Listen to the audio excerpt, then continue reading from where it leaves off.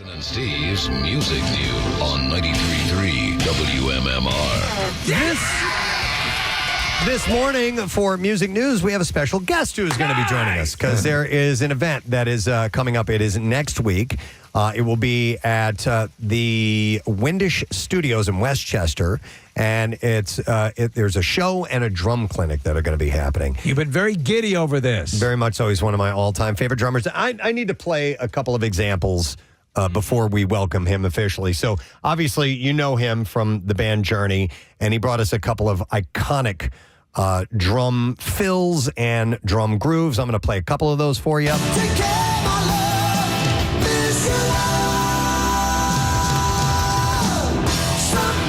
That little fill right there is legendary among drummers. It may not sound like it to you, an average pedestrian music listener, but there's a lot going on there, as is in this. Now, everybody knows this song, but what you don't know is that it's a really unique drum pattern.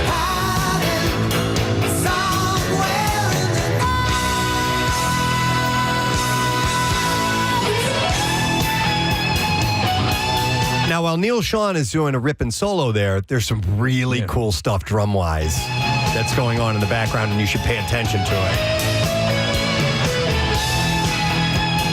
And then we fast forward a few years where jazz is what is the man's forte, and this is what he plays like now and the type of thing you can hear coming up at the show. Wow. Oh, it gets good.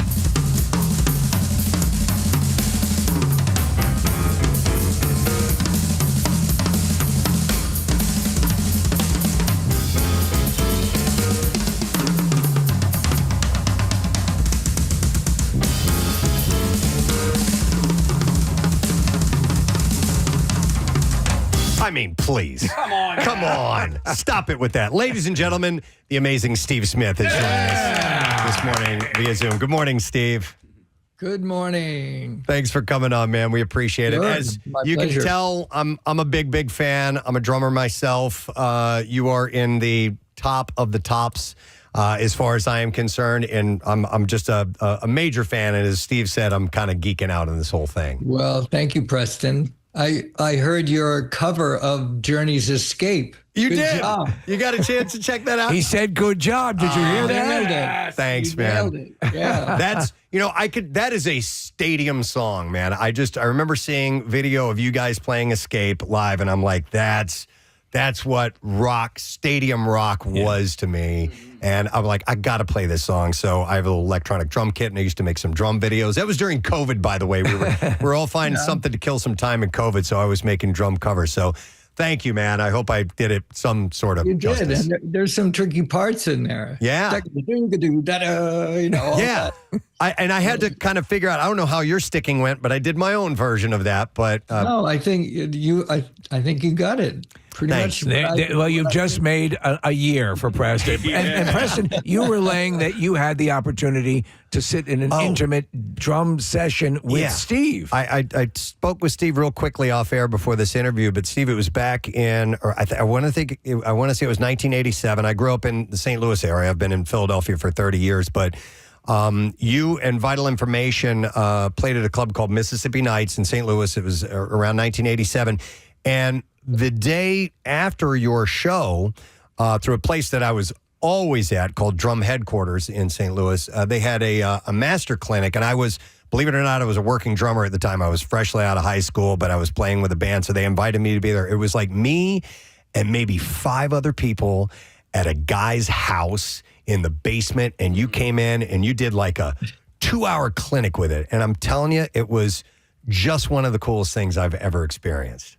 Wow, that's cool that you were there. Yeah, I definitely remember Mississippi Nights, and I remember that tour in '87. But wow, that's cool that I did a masterclass. I mean, I've been doing those type of educational events for many, many years, and always have fun doing it. And I'm looking forward to the one on Saturday, the 28th of June at Windish Studios in Westchester. That'll be a nice day because I get to do a full-on master class, couple of hours in the afternoon, and then a concert that night with Vital Information. Oh, that's awesome. So Vital Information, and you've been doing this lately, and I've seen the videos on YouTube, which is great, is you've been taking, so the album is called New Perspectives, and you've been taking some iconic Journey songs, and you've been reworking them in a jazz style. Is this something that's been on your mind for a while? No, it has not been on my mind at all. But what happened is I have a new lineup with some 40 something. Now I'm 70 years old now, and my bandmates are in their 40s.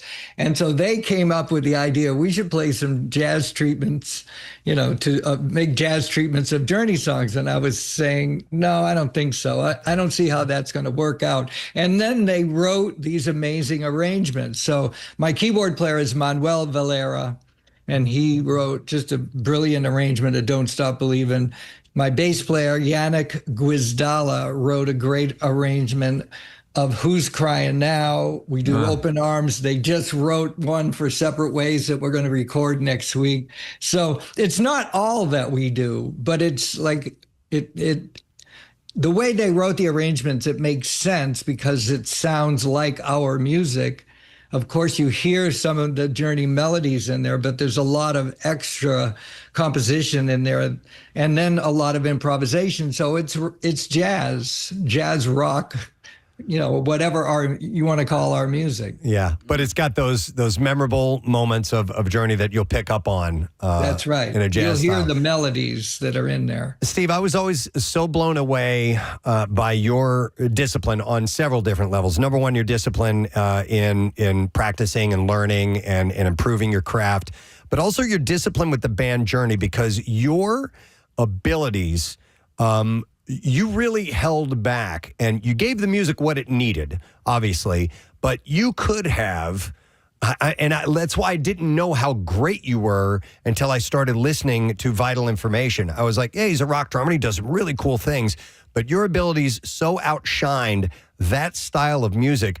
Was it hard for you to kind of hold back and play what the music called for? Because, as a drummer, you want to get adventurous and have a good time, Well, it was not difficult for me to do that. I just channeled my creativity into the area of coming up with the best compositional drum parts that I could come up with versus filling up a lot of space with fills and improvised time playing.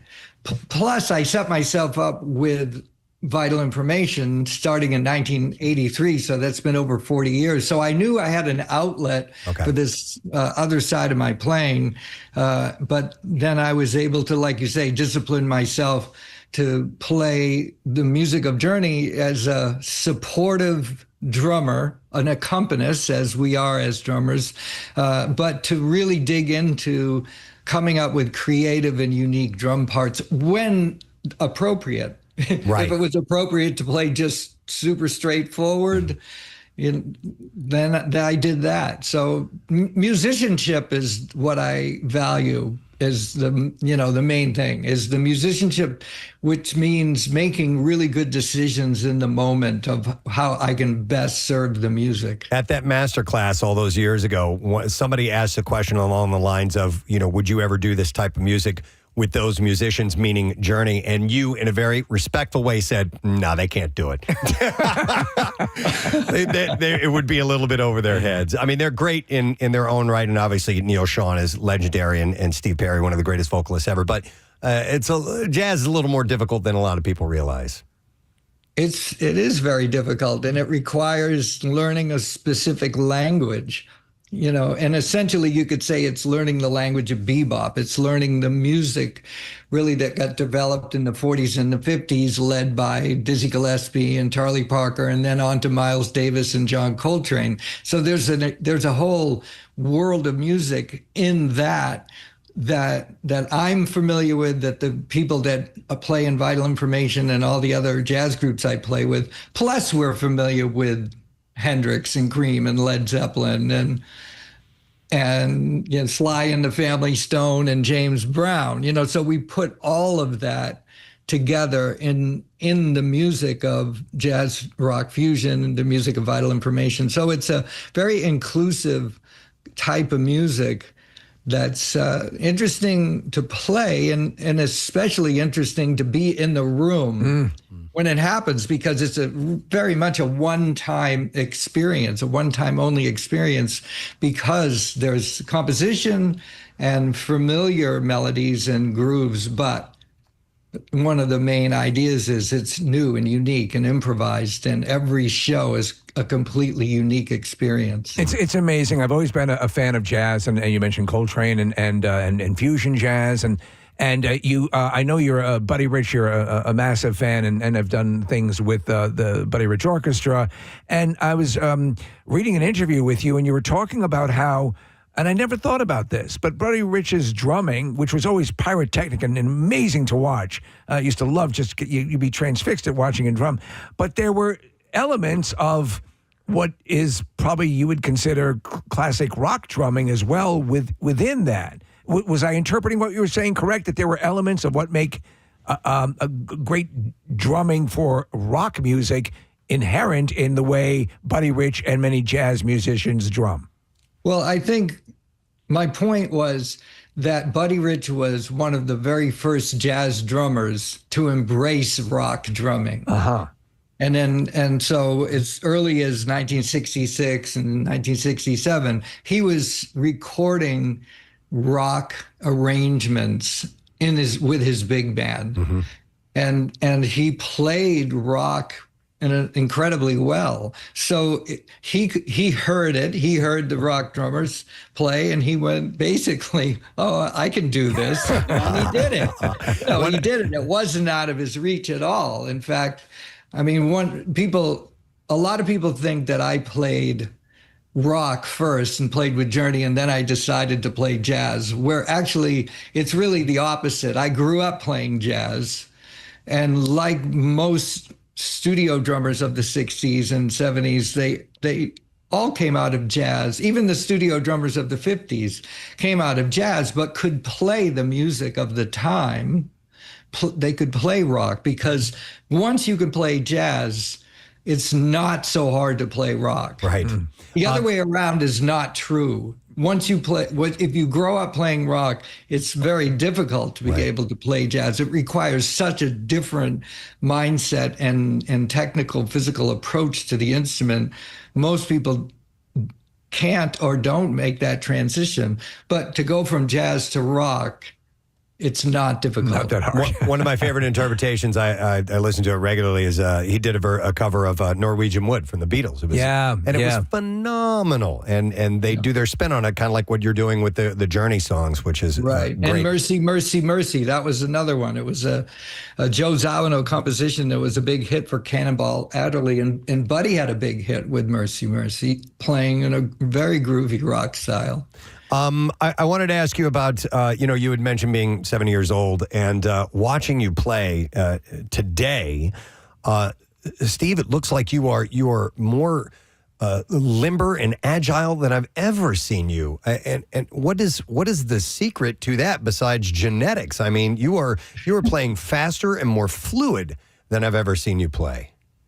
I do work at it every day, and I work at staying in shape, and it's just, it takes a lot of discipline to keep the physical chops up. And I'm glad that you think that I'm playing well. I feel like when I watch videos of myself when I was 30, 40, and 50, I feel like, I wish I could still do that. No, it pisses me off to watch you, how good you are. I'm like, he's not breaking a sweat. I can't believe it. It's amazing. And another cool story I wanted to tell you, Steve, is we had Victor Wooten in here. He's been in a few times. I've actually jammed with him, which is probably my crowning achievement ever. Was to get to jam. There's a duet that the two of you did. And the last time he was here, and it was for like a NAMM event or something along those lines. It was a musicians event. And I asked Victor about it, and he said, "Oh, yeah, Steve and I just made that up." And I'm like, "You're out of your goddamn mind." What? He's like, "Yeah, we just talked about it a little bit, and we just went out and made it happen." And it blows my mind. The nonverbal communication that musicians can have. You get a structure together, but then you just go do it, because it seemed flawless to me. Yeah, we talked about it. We were in a stairway, just getting ready to go out and play, and it was that improvisation. It did have structure, like you said, but it's the structure based on some Indian rhythms, and we both had some background in playing music from India and certain rhythms, so we decided to use some of those rhythms as sort of a way to play in unison, and then there would be some improvisation, and then we would play in some unison with those Indian rhythms that we both knew. So yeah, we just talked about it and then went out and did it. And it's an example of having kind of a common language that we can rely on to use as a grounding and in a way of communicating, but then improvising from there. Steve, I wanted to ask, Preston had turned me on to the website Drumeo. I'm not a musician. I do love to watch musicians discuss what they do, how they achieve what they do. Just listening to you now break down at a level that I may not completely understand, but I find it engaging. How many times do you have people who are actually not drummers or musicians show up to one of your drum clinics? Every so often, but generally, it is my master classes are aimed at musicians and especially drummers, and it's not. You don't have to be at any particular level. Like the concepts that I address in the master classes are always fundamental oriented. So if you're a beginner, you're going to get something, but then if you're an advanced player, you're going to get something too. And also it depends on questions being asked. Like it's very flexible, and there's not that many folks. I mean, I think the capacity of the master class is about 70, and we're not at total capacity yet. So there's still room for people to come out, but still there's a lot of room for questions and interaction. So it'll be whatever people make it. Even though I have a presentation, but whatever questions are asked, I'll answer. The clinic's going to be on the 28th, and the show is on the 28th as well. With vital information, you can get tickets at downtownwestchester.com/events. And I wanted to ask you about Journey and your body of work with them, Steve. What would you say of all those recordings that you did is your proudest achievement maybe with the band? I mean, Don't Stop Believin' is an easy go-to. It's probably the most recognizable Journey song. It has a life of its own through movies and soundtracks and pop culture. And that rhythm that you supplied, would you say that that's one of your great moments, or is there something else? No, that's a great moment that, but it was just, in my mind, it was just one song of a very good album, one song on an album. And if I have to describe what it was that we did as a group, is we wrote albums. And even though now we're known for, greatest hits, let's say, about 10 to 12 songs that have become hits. In the moment, we were thinking, let's write 10 songs for an album. Let's tell a story with an album. And that would be the Escape album. And I was coming up with drum parts for all of those tunes. And then the next album after that, Frontiers, I came up with what I felt was interesting drum parts for all of those tunes. And then if you go back further, there's the Evolution album, the Departure album, the Double Live Captured album. So, and for me, I was thinking of them as the album as a complete statement. I like to recommend people sit down and listen to the whole album, top to bottom. And one of my favorite albums is Departure, because we did work on really pushing ourselves to move away from what had happened on the Infinity album and what we did on the Evolution album. And that's a pretty unique album, and there's some pretty killer tracks on that. One lately that I talked about on a podcast that I did is I'm Crying. Now, it's not a pop song at all, but it's an incredible performance. There is an incredible performance from all the people in the group. So just that's how I see it, like the complete album as a statement. It's interesting. We've talked to a number of musicians, and I forget who we were talking to recently, Steve, but basically saying that they turned to the drums first as part of their composition style.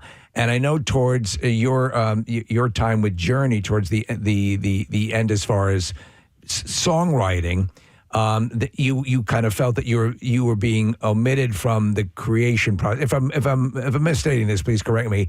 But I'm gathering, or maybe this is the case, that more and more the drummers are being appreciated for their composition contributions. It seems more now than ever. Is that correct, or is it still the same old slog? Well, I think the drum parts have always been a major part of music in any genre. And in fact, when we talk about a change in musical direction, and in many ways it really gets down to the drums and the bass. Like, what's the difference between swing and rhythm and blues? And straight ahead swing in general doesn't have backbeats, but as soon as people started playing backbeats in the time of Elvis and Jerry Lee Lewis, then that became rock and roll. The major difference isn't that it was a blues progression, it was that the drum beat was different. And then when we get into the 60s and 70s, we get a big drum beat and then electric guitar, and that defines a new sound. And hip hop, it's all about the drum groove and then how that inspired the musicians to play differently around that. So I don't think that drumming styles are underappreciated ever. They're always appreciated. What you're referring to is the creative process that a band goes through in a room, in a rehearsal room. And when the people writing the music writes the music and then brings it to the drummer and bass player, like what happened on the album Raised on Radio with Journey, it left Ross, Valerie, and I out of the creative process of actually coming up with our parts in the moment and helping to influence the direction of the material. So that was a situation that happened towards the end of, let's say, the creative arc of the Journey, the classic incarnation of Journey. And towards the end of that, Ross and I got left out of that creative process. So in a way, that was to the detriment in some ways of the entire experience of that album, but it was decisions that were being made in the moment. What Steve's saying is drummers rule. Drummers rule. That's all there is to it. Yeah. That's all there is to it. Well, the event is coming up, like I said, on Saturday, June 28th in Westchester, and it's at Windish Studios. There's a clinic in the daytime. There's a show in the evening. You can get tickets at downtownwestchester.com/event. We do have to wrap it up, Steve, but one last personal question, because I can't make it to the clinic. I'm out of town for the weekend. Dude, I've been trying to learn brushes. It is so hard to do. Is there anything you recommend that is there a certain video tutorial, or what do you think? Well, I actually do have a video called The Art of Playing with Brushes. That's me and 6 other drummers, and we're all describing what it is that we do. The simplest way that I can describe it is it's not the motion isn't a up and down motion like drumsticks. It's side to side, it's circular, and it's a lateral motion. And so just to think about that sustaining quality of sound that you can get with the brush on the drum head. I've tried. I'm still not any good at it, but I'll work at it. Yeah. Steve, you're You're one of my all-time favorites, a huge inspiration. Thank you so much for spending this time with us. Thank and you. We Thank hope you have a very great time here in Westchester in the Philadelphia area. Thanks, man. Steve Smith, everybody. Yeah. Take care.